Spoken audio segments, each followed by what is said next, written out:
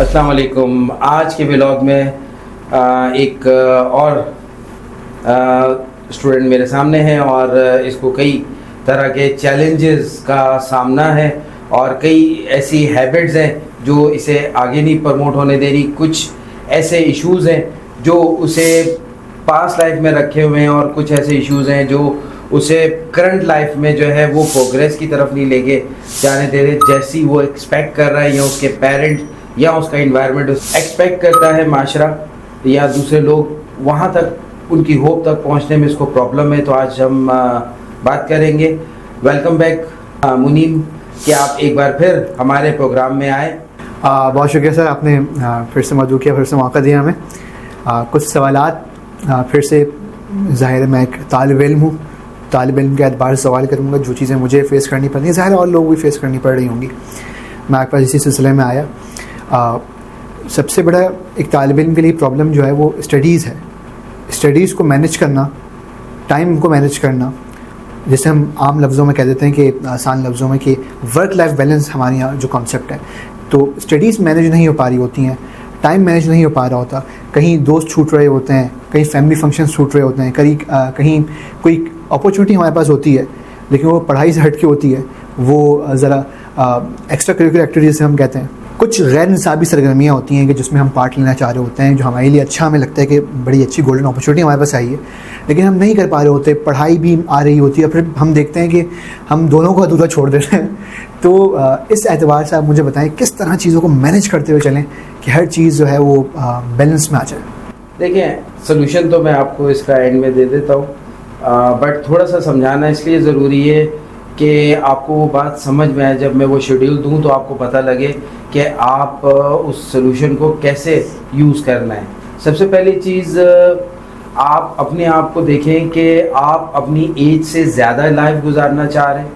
यानी कि अगर आपकी एज यूनिवर्सिटी गोइंग है तो अराउंड तकरीबन 20, 21, 22, 20 से 25 के दरमियान तकरीबन आपकी यूनिवर्सिटी की लाइफ में तकरीबन इतनी एज होती है। लड़कियों की थोड़ी सी कम भी हो सकती है। क्या आप मेंटली तौर पे इसी एज में हैं या उससे ज़्यादा बड़ी एज में अपनी टाइम गुजार रहे हैं या उससे छोटी एज में टाइम गुजार रहे हैं? मतलब कि आप अपने आप को कहाँ रख रहे हैं इस वक्त। सबसे पहली चीज़ आपने ये चेक करनी है कि आया आप आगे फ्यूचर में ज़्यादा चले गए, पास्ट में हैं, या आप प्रेजेंट में हैं। अगर आपकी लाइफ फॉर एग्जांपल 20 ईयर्स है तो आपकी हरकतें, आपके शौक़, आपका इंटरेस्ट, ये सारी चीज़ें 20 ईयर्स वाली होनी चाहिए। अगर वो 30 वाली, 40 वाली हैं, 25 वाली हैं या 15 ईयर्स वाली हैं तो आप मिसमैच कर जाओगे उससे, क्योंकि आपकी बॉडी जिस तरीके से बढ़ रही है, एक अल्लाह का कुदरत का निज़ाम है, उसको भी आप लेके चल रहे हैं। मगर जब बच्चा स्कूल जाता है तो उसके सर पे बर्डन डाल दिया जाता है जिसको आप किताबें कहते हैं, नॉलेज का। और किसी ने बहुत अच्छी रिसर्च की कि छोटी उम्र में अंडर 7 में जितने बच्चों पे जो चीज़ करोगे वो जल्दी पिक करेगा और उसी पे सारी ज़िंदगी अमल भी कर सकता है। तो उस चक्कर में आप छोटी क्लासेस को देखें, जब तक बच्चा 7 का नहीं होता उस पर बर्डन ज़्यादा है। फिर उस बर्डन को उन्होंने आहिस्ता आहिस्ता लाइट कर देते हैं। अब जैसे स्कूल्स में पूरे महीने में एक लेसन, एक चैप्टर पढ़ना है और उसी का टेस्ट देना है, तो अब उसके लिए क्या है, लेजीनेस ज़्यादा है, एक्टिवनेस नहीं है। तो हमारे बहुत सारे अवामिल हमारी ज़िंदगी में आ जाते हैं जो आपको या तो पीछे करते हैं या तो आगे करते हैं। जब आप स्कूलिंग करते हैं, ख़ास तौर पे वो लेवल्स, ए लेवल्स करते हैं या किसी अच्छे स्कूल में आप चले जाते हैं तो वहाँ एडवांस इन्वायरमेंट है, और जब घर आते हैं तो वही आपका 60s का इन्वायरमेंट चल रहा होता है। तो आप क्या करते हैं, मिसमैच हो रहे हैं। अक्सर मेरे पास जो लोग आते हैं उनके बच्चे, पेरेंट्स के, वो अच्छे स्कूल में पढ़ रहे हैं और ख़ुद उन्होंने लाइफस्टाइल अपना पुराना रखा हुआ है। तो बच्चे एडवांस जा रहे हैं, पेरेंट्स पीछे जा रहे हैं। फिर एक वक्त आता है जब बच्चे थोड़े बड़े होते हैं तो वो कहते हैं मामा आपको क्या पता, पापा आपको क्या पता। तो इन पे पेरेंट्स की जो है वो फिरकी भी घूमती है और कहते हैं देखो ये बच्चे हैं जो हमारे ही हैं और हमें कहते हैं आपको क्या पता, हम ही पालने वाले हैं, हम ही इनको रिसोर्सेज देने वाले हैं और ये क्या है। तो सबसे पहले आपने ये देखना है कि आपकी रूटीन क्या है, आपकी लाइफ का जो टाइम पीरियड है वो कहाँ पे है, जो एज ग्रुप है उस एज ग्रुप को स्टडी करें। देखें, थोड़ा सा खुद भी मेहनत करें, तो उससे आपको पता लगेगा कि आप क्या है। जब वो पता लगेगा तो आप एक्स्ट्रा है तो अपने आप को कम कर लें, ज़्यादा है, स्लो है तो आपको आगे कर लें। यानी कि आप कम पढ़ते हैं तो ज़्यादा पढ़ लें, स्पोर्ट्स नहीं करते तो स्पोर्ट्स कर रहे हैं, स्पोर्ट्स छोड़ चुके हैं करके तो दोबारा अडॉप्ट कर लें, नींद का अपना पैटर्न और ये सारी चीज़ें कर लें। इसके अलावा आप देखें कि आपकी समटाइम डाइट भी देखनी पड़ती है कि डाइट क्या है। अब O लेवल्स वाले डाइट अच्छी लेते हैं, बाकी भी लेते हैं, ये नहीं है कि नहीं लेते। बहुत सारे लोगों को शौक है गोश्त खाने का, वो सिर्फ गोश्त ही खा रहे होते हैं। बाद लोगों को शौक है मुर्गी खाने का, वो मुर्गी खा रहे होते हैं। बाद लोगों को सब्जियों खाने का शौक है। अब आपको बैलेंस डाइट रखनी है। ठीक है, माना गोश्त में प्रोटीन ज़्यादा होती है, मगर मिनरल, विटामिन और बहुत सारी चीज़ें जो हैं वो आपकी बॉडी की नीड है। अब जब आप उस हदूद से बाहर निकल जाएंगे, डेफिशिएंसी हो जाएगी या ओवरनेस हो जाएगी, तो वो दोनों चीज़ों में आपको खराबी देती है। आपने गोश्त तो खा लिया, प्रोटीन तो आ गई, अब आप उस प्रोटीन को यूज़ नहीं कर रहे, तो क्या हो रहा है, वजन बढ़ रहा है, लेजीनेस आ रही है, और इस तरह की बहुत सारी। जब लेजीनेस आएगी तो डिसीजन मेकिंग भी स्लो हो जाएगी, लर्निंग भी स्लो हो जाएगी, और बहुत सारी चीज़ें स्लो होंगी। तो आपको एक पूरा शेड्यूल बनाना है। वो शेड्यूल क्या है जिसकी मैंने शुरू में बात की, वो यही शेड्यूल है कि आप अपनी नींद का ख्याल रखें। ठीक, नींद का मतलब नींद है।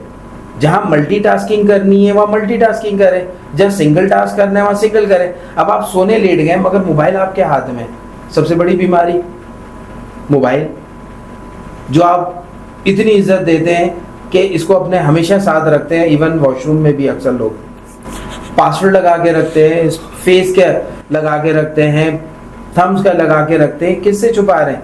दुनिया सब जानती है आपके बारे में, आप बस अपने घर वालों से ही छुपा रहे होते हैं। तो कोई आप गलत चीज़ करोगे तो पेरेंट्स आपको पकड़ेंगे, इसका मतलब है आपने पासवर्ड लगाया तो इसका मतलब कुछ गलत है। अब बहुत से लोग कहेंगे हम तो बिल्कुल सही हैं, तो यार फिर पासवर्ड हटा दो, आपको डर किस बात का? तो ये जो चीज़ें, पेरेंट्स के सामने शरीफ हो जाना और बैक एंड पे वो सारी चीज़ें जो है वो अपने डीमंस को जगा लेना, तो ये सारी चीज़ें आपकी अपनी बनाई हुई हैं। तो जैसे कि इसने सवाल किया कि ये मैनेज नहीं कर पा रहा, चीज़ों को करना ये चाहता है, टाइम ज़्यादा लग जाता है, एक्स्ट्रा कुरिकुलम या इसकी चीज़ें हैं जो एक्स्ट्रा इसकी हैबिट्स हैं या जो चाहता है अचीवमेंट वो नहीं कर पाता, तो उसमें सबसे बड़ा मोबाइल है। शेड्यूल से मोबाइल को कम करें। आपके ना बिजनेस चल रहे, ना आप इतने इम्पोर्टेंट शख्स हैं, अपने ख़ानदान की ऐसी पोजीशन पे बैठे कि हर ख़ानदान का फ़र्द आपसे पहले पूछेगा हजूर ये कर लें, तो आप बोलेंगे हाँ कर लें। ज़ाहिर है आप अपने फ्रेंड सर्कल में, फ्रेंड ऐसे नहीं है कि खुदा का जो कलाम भेज रहे हैं कि फ़ौरन आपने पढ़ के जवाब देने हाँ मैं जिंदा हूँ।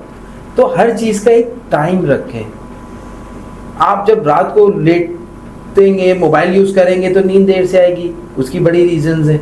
फिर आप दिन में ज़्यादातर मोबाइल हाथ में रखेंगे और बार बार देखेंगे तो आपकी साइको चेंज हो जाएगी। तो पहले ज़माने में अच्छा था जब पीटी सेल चलता था, तो पीटी सेल घर पे ही होता था, साथ लेके नहीं घूमते थे। तो उसमें क्या होता था कि आप खेलने गए, सबको पता है हाँ खेलने गए, आपको भी पता है कि यार 1 घंटे का अम्मी को टाइम दिया है तो 1 घंटे में मुझे वापस जाना है, वरना अगली बार वो मुझे नहीं करेंगी। अब इस चीज़ से क्या किया, मोबाइल है, मामा ने फ़ोन कर लिया, घंटा हो गया आए क्यों नहीं, मामा थोड़ा सा और खेल लेता हूँ। आपको पता है कि मामा को आप टाल देंगे, टोपी दे देंगे, मगर जब अब्बा का आने का टाइम होगा उससे पहले आ जाएंगे। फिर आहिस्ता आहिस्ता ये हैबिट ऐसी होती है कि अब्बा भी आ गए तो आपने टाइम टालते गए। तो ये सारी हैबिट जो ख़राब हो रही है वो बहुत ज़्यादा फैसिलिटीज़ को यूज़ करने से भी होती हैं। तो पहली चीज़, गाड़ी का इस्तेमाल करते हैं तो कोशिश करें वॉक करें, बाइक का इस्तेमाल करते हैं कोशिश करें वॉक करें। ठीक, इसके अलावा अपनी डाइट को बैलेंस करने की कोशिश करें। जो सब्जियां आपको नहीं पसंद उसके फ़ायदे देखें, अगर वो फ़ायदेमंद आपकी ज़िंदगी में उस वक्त फ़ायदा देने वाली हैं तो उन सब्जियों को अडॉप्ट करें। ये नहीं कि हर वक्त वही सब्ज़ी खा रहे हैं, कच्ची खा रहे हैं, पका के खा रहे हैं। मीन्स रेगुलर जो भी घर में बनती है उसको वंस अ वीक या ट्वाइस अ वीक में वो 1 दफ़ा बन जाती है, तो इस तरह उसको कैरी करें। फिर दालें भी हैं और मुख्तलिफ चीज़ें, डाइट हो गई। फिर आ जाए अपना शेड्यूल।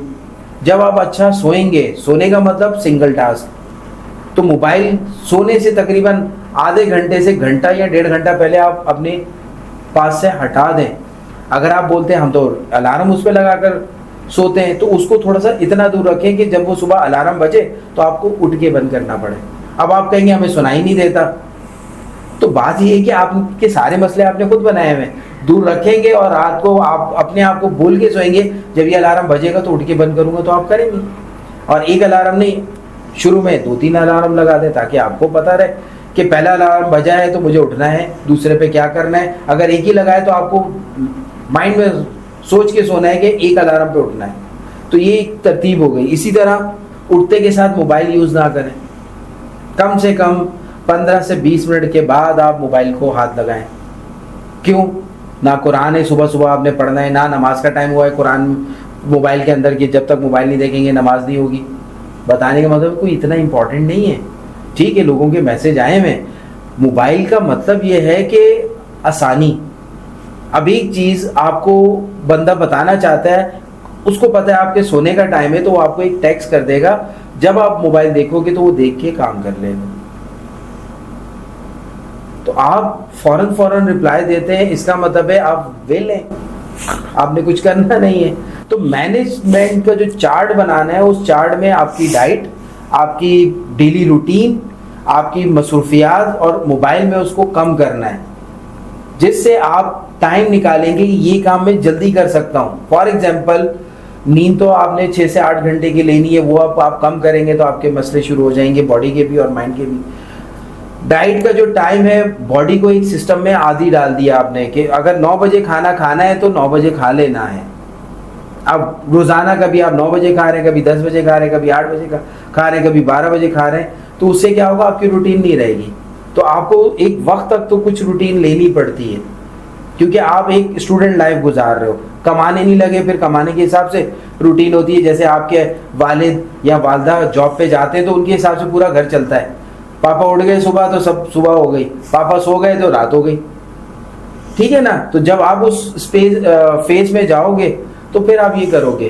तो आपने ये चीजें करनी है, साथ में अपने स्पोर्ट्स को इन करना है ताकि आपकी बॉडी आपकी एज के हिसाब से वर्क कर सके। उसके साथ साथ आपने जब पढ़ना है तो पढ़ाई के लिए आपने इन्वायरमेंट होता है। अब आप के माइंड में ये भी लॉजिक है कि आप जो है सुकून से पढ़ेंगे, जब रात में शोर नहीं होगा तब मैं पढ़ूंगा, फजूल के जाग रहे हैं। दिन में क्या है, शोर हो रहा है, आपको मसला शोर से, अम्मी ने कुछ मंगवा लिया, फिर फोन आ गया दोस्त का, कभी मामू का फोन आ गया, कभी चाचा का आ गया, कजन का आ गया, तो आपका जो टाइम है वो आपका टाइम कोई और ले रहा है। तो आप उस टाइम को रात पे लेके जा रहे हो और अपनी नींद डिस्टर्ब कर रहे हो, अपनी साइकिल जो पूरा एक चल रहा है आपको वो डिस्टर्ब कर रहे हो। तो इस चीज को आप खुद ब खुद अपने कम करो कि जो पढ़ाई है उस टाइम को पहले रखो। जैसे आपने नियत बांधी है नमाज में फोन बज रहा है तो आप फोन नहीं उठाएंगे, नमाज कंप्लीट करेंगे या सलाम फेर के आप उठाएंगे। तो इतना आप अपनी जिंदगी में स्पेस रखो। और इसके बाद आपने जब स्टडी करनी है, जो आपका रूम है वहां पे आप लेमन येलो कलर फैला देंगे। फैलाएंगे कैसे? जहाँ टेबल पे पढ़ रहे हैं तो टेबल की शीट लगा दें, कर्टन लगा दें, ठीक है। यहाँ कोई येलो कलर की कोई चीज़ ऐसी रख दें जिससे येलो लाइट आपके वजूद पे आ रही हो, तो जिससे आपकी कंसंट्रेशन में इजाफा होगा। और सबसे अच्छी बात कि आप ये नाक वाली प्रैक्टिस आप ज़रूर करें। फॉर एग्जांपल, एक आपने नोस्टल जो है वो अपना बंद किया, सांस अंदर खींचा आपने, उसको होल्ड किया आपने, और होल्ड करने के बाद मुंह से निकाल दिया।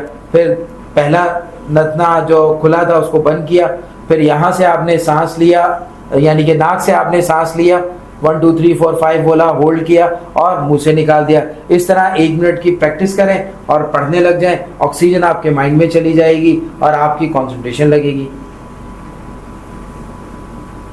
और जो एक्स्ट्रा आपकी एक्टिविटीज़ हैं, उसके लिए सिंपल सी चीज़ है कि आपको अपनी रूटीन में से कुछ चीज़ों को कट डाउन करना पड़ेगा। जैसे 5 डेज स्कूल लगता है, 5 डेज कॉलेज है या 6 डेज है, तो वीकेंड पे ऐसी चीज़ों को रखें। अगर काम ज़्यादा मिल रहा है आपको, स्टडीज़ है, क्योंकि यूनिवर्सिटी लेवल पे आप सेल्फ स्टडीज़ पर आ जाते हैं, इंटर तक आप फिर भी ट्यूशन ले लेते हैं, तो उसमें क्या है, आप सेल्फ स्टडीज़ का एक टाइम ऐसा रखें, उसमें से देखें कि टाइम आज आपने जल्दी पढ़ लिया टाइम आपने निकाला, वो काम करें। अब उसमें आप लेजी करेंगे या मोबाइल ले बैठ के रील्स देखेंगे, टिकटॉक देखेंगे, ठीक है, इंस्टाग्राम देखेंगे, फेसबुक देखेंगे, यूट्यूब देखेंगे, तो आपका टाइम किल हो जाएगा। तो इस मोबाइल तो अब ऐसा हो गया है कि सारी जिंदगी आपके साथ रहना है, पैदा होने से कब्र के अंदर जाने तक, ठीक है ना। बाहर वो ले लेते हैं क्योंकि आपके कोई भी जानने वाले फिर रख लेते हैं, भाई बहन बेटा या कोई भी रख लेगा, बोले नहीं ये मेरा, मैं ले लूंगा, ठीक है, वहां तक तो चलेगा। चल रहने हैं आपको बाय डिफॉल्ट, आगे जाके क्या पता ऐसी टेक्नोलॉजी आ जाए जो चिप लग जाए, और जब चिप लग जाएगी तो मोबाइल यूज नहीं होगा, जब मोबाइल यूज नहीं होगा लोग बातें नहीं करेंगे, लोग बातें नहीं करेंगे, सोचेंगे अब बताएं गूंगे आप रह रहे हैं, तो इमेजिन करें ये भी होगा कभी। तो इसके लिए सिंपल सी चीज ये है कि आप अपने आप को देखें कि दुनिया के पीछे ना लगे, दुनिया क्या कर रही है, आपने जो करना है इसी दुनिया में रहकर करना है। तो एक अंग्रेज ने मोबाइल इजाद किया, ठीक है, अब वो मोबाइल लेके तो नहीं गया अपने साथ, दुनिया को दिया। खुद बहुत सारे ऐसे लोग जो बहुत सारी चीजें बना रहे हैं, वो खुद अपने बच्चों को मोबाइल नहीं देते। इवन आप बिल गेट को देख लें, वो अपने बच्चों को 18 साल से पहले मोबाइल हाथ लगाने नहीं दे रहा। क्यों नहीं दे रहा? कंप्यूटर इंटरेक्शन ही नहीं है, मोबाइल इंटरेक्शन नहीं है, और हम पैदा होते के साथ ही बच्चे को दे देते हैं, ले बेटा म्यूजिक सुन ले, बच्चा भी अट्रैक्ट होता है। तो आप जब बच्चे को आदी करेंगे तो बच्चा बड़ा होकर भी तो मोबाइल ही यूज करेगा। तो बच्चों को थोड़ी सी आज़ादी भी होनी चाहिए कि वो अपने घरों में से बाहर भी निकलें।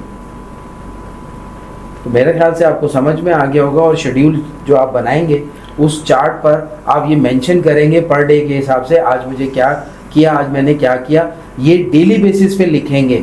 प्री नहीं करना, प्री माइंड में सोचना है, और जो आज पूरा दिन किया है वो उस चार्ट पे लिखते चले जाएंगे कि जो मैंने सोचा था वो किया कितना। अब अगर उसमें लैकनेस आ रही है तो अगले दिन उसको डबल ना करें, बल्कि बेहतर करें कि वो हो जाए। डबल जब करेंगे जब आप एक फ्रीक्वेंटली उस काम को करने लग जाएंगे या हैबिचुअल हो जाएंगे, फिर उसको एक्स्ट्रा करेंगे। तो ये एक चार्ट बनाना है जिसको आपने माइंड में सोचा, आज ये सुबह उठ के सारे काम करने, और रात को बैठ के लिखा कि आज मैंने जो सोचा था वो कितना किया। तो सोचना सोने से पहले नहीं है, सुबह उठकर सोचना है कि आज सारा दिन क्या करना है, और उस पर अमल करना है बगैर इधर उधर शेयर किए। तो रात को देखेंगे आपकी वो चीज़ें पूरी होंगी। बहुत शुक्रिया सर, इंशाल्लाह मैं इन बातों के ऊपर बिल्कुल अमल पैरा होऊंगा और अपनी गलतियों को सुधारूंगा।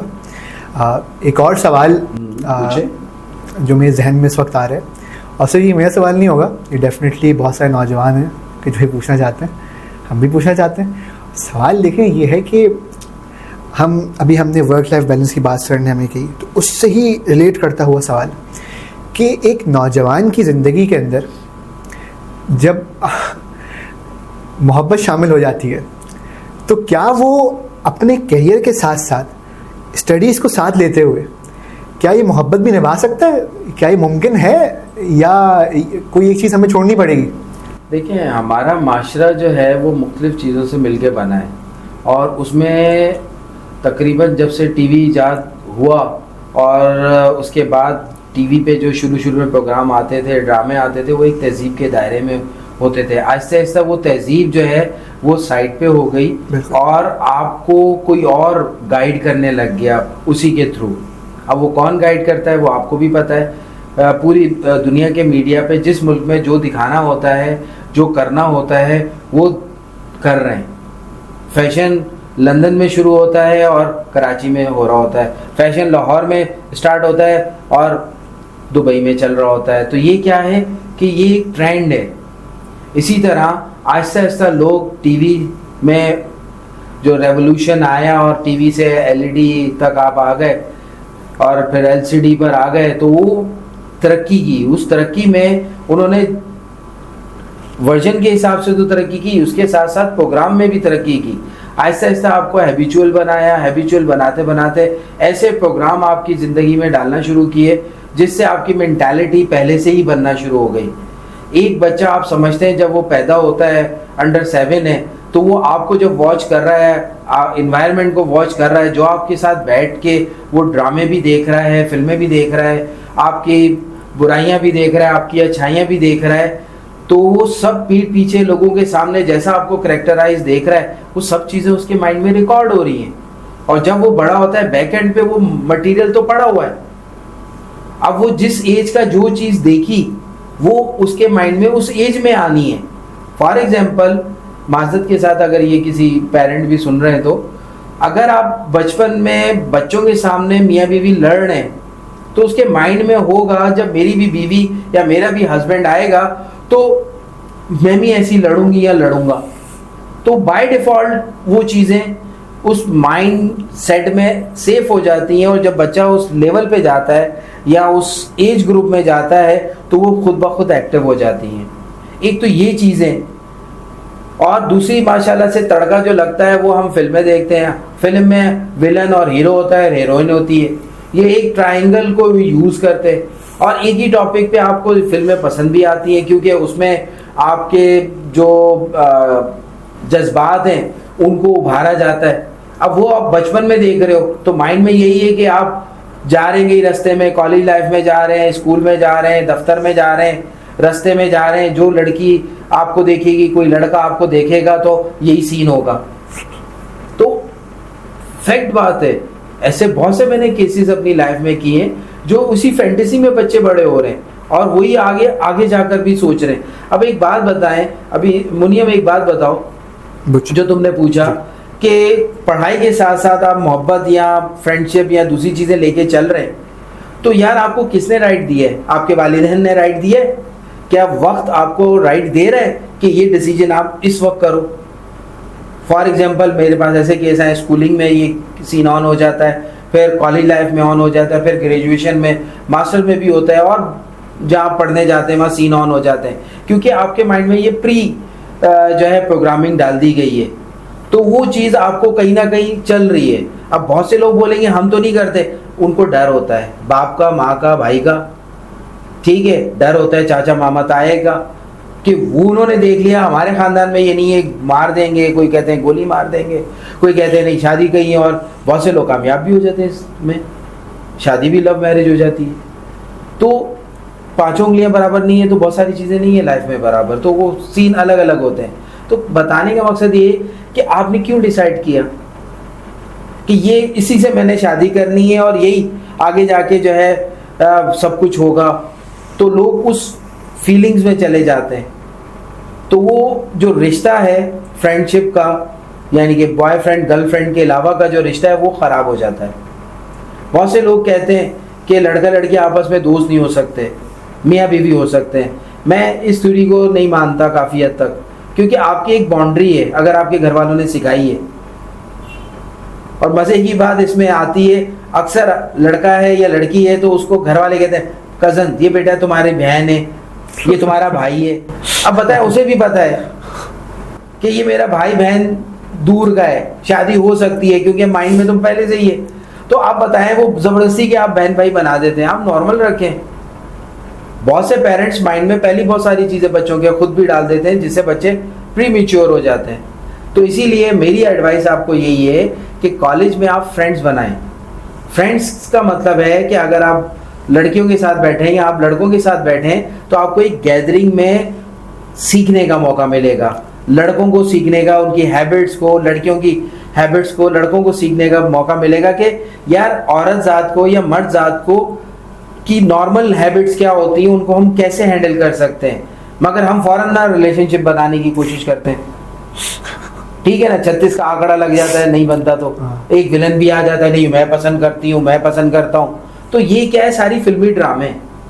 बेहतर ये है कि आप फ्रेंड्स रहें, सारी जिंदगी भी रह सकते हैं, क्योंकि आपने एक लिमिट क्रॉस कर दी, यार दोस्त हैं, उससे क्या है आपको सीखने का मौका मिलेगा। क्योंकि एक औरत ने कई मर्दों को जिंदगी में फेस करना है, एज अ पहला जो है फादर है, ब्रदर है, फिर हस्बैंड, फिर बेटा, फिर दामाद, इसी तरह और रिश्ते हैं। मगर आउटर जो रिश्ते हैं वो क्या है, सब्जी वाले को फेस करना है, दर्जी को, शॉपकीपर को, इस तरह हजारों हैं जिनसे इंटरेक्शन लेडीज ने करना है। अगर नॉर्मल अपनी लाइफ में नहीं रहेंगी और इसी माइंडसेट से चलेंगी तो बहुत सारी पाबंदियां खुद मर्द लगा देते हैं अपने घर वालों को। बहन भाइयों पे पाबंदियां लग जाती हैं, भाई बहनों पे लगा देते हैं, बाप बेटी पे लगा देता है। तो वो यही चीज़ें होती हैं, तो उनको एक स्पेस नहीं मिली होती। तो वो एक मर्द, उनके माइंड में एक जिन होता है, मर्द की एक पिक्चर जो डाली हुई होती है वो एक हस्बैंड वाली डाली होती है। तो इसी तरह एक मर्द है, उसके माइंड में जो पिक्चर होती है, बहन है तुम्हारी, ये बोल बोल के एक माइंड सेट बना दिया। उसका पता है एक ही पिक्चर होती है कि बीवी होगी। अब जब बच्चा बच्ची रिलेशनशिप में जाते हैं तो वो इस स्ट्रीम पे भी चले जाते हैं, और बाज़ दफ़ा जो है वो बहुत सारी चीज़ें भी कर बैठते हैं। तो इसमें क्या होता है, नुकसान किसका? उन दोनों का, क्योंकि उन्होंने दिल से एक दूसरे को चाहा, मगर वालिदैन ने माना नहीं, शादी डिफरेंट जगहों पे हो गई। तो उन्होंने जाके क्या किया, दो खानदान तबाह किए। यानी कि आम जबान में हम जिसको कहते हैं मोहब्बत किसी से, प्यार किसी से, शादी किसी से। तो ये वाली चीज़ें जो है वो स्टूडेंट लाइफ में ज़्यादा है। जिस तरह स्टूडेंट, इस तरह स्टूडेंट जो है वो गलतियां करते हैं।